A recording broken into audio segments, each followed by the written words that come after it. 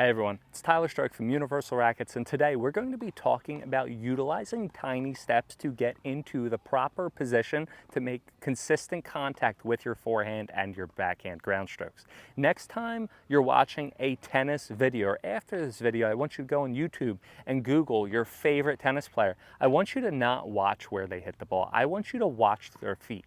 Once again, when you Google your favorite tennis player, YouTube your favorite tennis player, I want you to watch, instead of them hitting the ball and the result, I want you to watch their feet.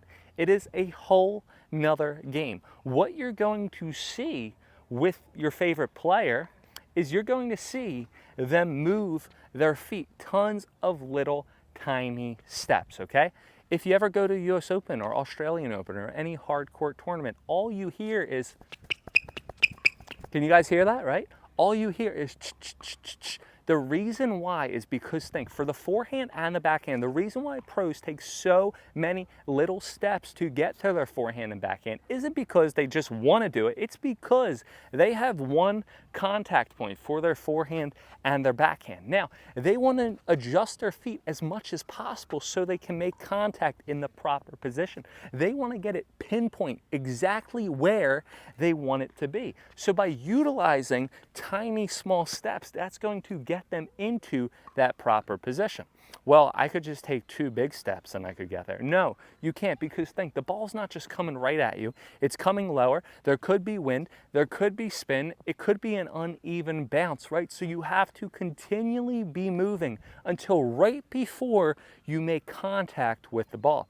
If you're going open stance, you're going to do tons of feet, tons of feet, tons of feet, load, and then hit. Or if you're doing close stance, tons of feet, tons of feet, tons of feet, step, and then hit, okay? Again, open stance, I'm turning, I'm moving to the ball, I'm taking as little steps as possible, as many steps, little steps as possible, and then I'm going to load, and then I'm going to hit. Again, let's try it again. Got mixed up. Here we are. So, for the open stance, I'm going to turn, I'm going to take as many little steps as possible, and then I'm going to load, and then I'm going to hit. For the close stance, I'm going to turn as many little steps as possible, then I'm going to step and hit. I want to keep on moving until I get into that exact proper position to hit the ball, because the ball is not just coming right to me on a silver platter.